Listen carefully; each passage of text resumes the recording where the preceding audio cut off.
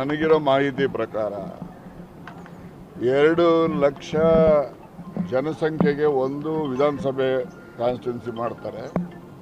10 ಲಕ್ಷ ಜನಸಂಖ್ಯೆಗೆ ಒಂದು ಲೋಕಸಭೆ ಮಾಡ್ತಾರೆ ಮತ್ತು ಮಹಿಳಾ ಮೀಸಲಾತಿನೂ ಇಡ್ತಾರೆ. ಗೊತ್ತಾಯ್ತಾ? ಮಹಿಳಾ ಮೀಸಲಾತಿ ಬರೀ ಜನರಲ್ ಕ್ಯಾಟಗರಿಗೆ ಮೀಸಲಾತಿ ಅಲ್ಲ, ಅದು ಈವನ್ SC-ನಲ್ಲೂ ಬರ್ತವೆ, ಅದು ನಮ್ಮ ವರ್ಟಿಕಲ್ ರಿಸರ್ವೇಷನ್ ಕೂಡ ಬರ್ತದೆ, ST-ದಲ್ಲೂ ಕೂಡ ಬರ್ತದೆ. ಹೀಗೆ ಮಹಿಳಾ ಮೀಸಲಾತಿದ್ದು ಬಿಲ್ಲು 15, 16, 17 3 ದಿವಸ ಲೋಕಸಭೆ ವಿಶೇಷ ಅಧಿವೇಶನ ಅದಕ್ಕೋಸ್ಕರನೇ ಕರೆದಿದ್ದಾರೆ. ನಿನ್ನೆ ಮೋದಿಯವ್ರ ಭಾಷಣ ಕೇಳಿದೆ ನಾನು. This is the high time, ಈಗ ನಾವು ಜಾರಿ ಮಾಡ್ತೀವಿ ಮೀಸಲಾತಿ ಅಂತ ಹೇಳಿದರೆ ಮಾಡಲಿ, ಒಳ್ಳೇದದು. ಸ್ವಾಗತ ಮಾಡ್ತೀರಾ ಸರ್? ನಾನು ಸ್ವಾಗತ ಮಾಡೋದಲ್ರಿ, ನಮ್ಮ ಪಕ್ಷ ಈಗಾಗಲೇ 20 ವರ್ಷದ ಮುಂಚೆನೇ ಮಾಡಬೇಕಂತ ಪ್ರಯತ್ನ ಮಾಡಿದ್ರು. ಆವಾಗ ಮನಮೋಹನ್ ಸಿಂಗ್ ಕಾಲದಲ್ಲೇ ಮಾಡಿದ್ರು. ಶರದ್ ಯಾದವ್ ಅಂತ ಹೆಸರು ಕೇಳಿದ್ರಿ, ಅವರು JDU ಫ್ಲೋರ್ ಲೀಡರ್ ಇದ್ದರು.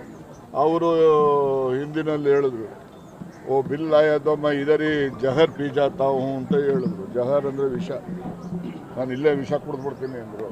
ಎಲ್ಲ ನಡೆದಿದ್ದಾವೆ. ಈಗ BJP ಆಡಳಿತ ಪಕ್ಷನೂ ಕೂಡ ಮಹಿಳಾ ಮೀಸಲಾತಿಗೆ ಪರ ಇದೆ, ಕಾಂಗ್ರೆಸ್ಸು ಕೂಡ ಪರ ಇದೆ. ಅದರಿಂದ ಏನು ತೊಂದರೆ ಇಲ್ಲ, ಆ ಬಿಲ್ ಪಾಸ್ ಆಗ್ತದೆ, ಜಾರಿಗೂ ಬರ್ತದೆ. ನನಗಿರೋ ಮಾಹಿತಿ ಪ್ರಕಾರ 2 ಲಕ್ಷ ಜನಸಂಖ್ಯೆಗೆ ಒಂದು ವಿಧಾನಸಭೆ ಕಾನ್ಸ್ಟಿಟ್ಯೂನ್ಸಿ ಮಾಡ್ತಾರೆ. 10 ಲಕ್ಷ ಜನಸಂಖ್ಯೆಗೆ ಒಂದು ಲೋಕಸಭೆ ಮಾಡ್ತಾರೆ ಮತ್ತು ಮಹಿಳಾ ಮೀಸಲಾತಿನೂ ಇಡ್ತಾರೆ.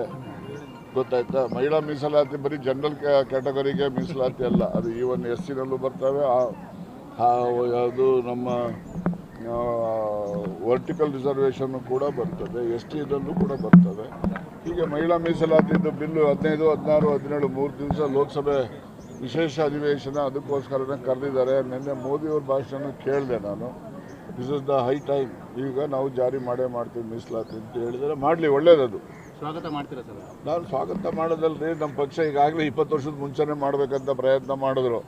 ಆವಾಗ ಮನಮೋಹನ್ ಸಿಂಗ್ ಕಾಲದಲ್ಲೇ ಮಾಡಿದ್ರು. ಶರದ್ ಯಾದವ್ ಅಂತ ಹೆಸರು ಕೇಳಿದ್ರಿ, ಅವರು JDU ಫ್ಲೋರ್ ಲೀಡರ್ ಇದ್ದರು.